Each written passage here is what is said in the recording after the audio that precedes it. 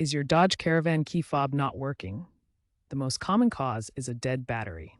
This section shows you how to open the fob and replace it.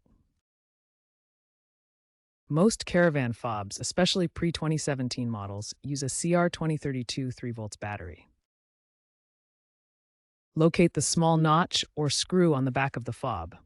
Use a flathead screwdriver or coin to gently pry the case open, being careful not to crack the plastic. Remove the old battery and insert the new CR2032 with the positive plus side facing up. Snap the case back together. You can buy replacement batteries at auto parts stores for around $5 to $10.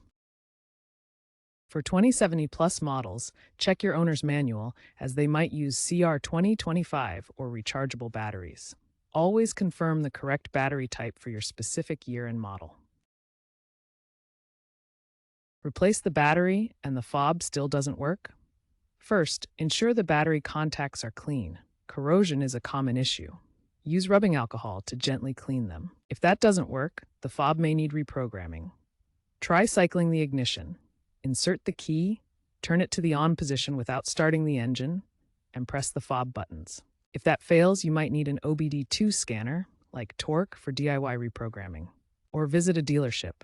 Dealership reprogramming typically costs $50 to $100. Other causes could be internal damage from drops or vehicle side problems like a faulty receiver or blown fuse in the BCM. As a last resort, test the fob on another compatible vehicle to isolate the problem.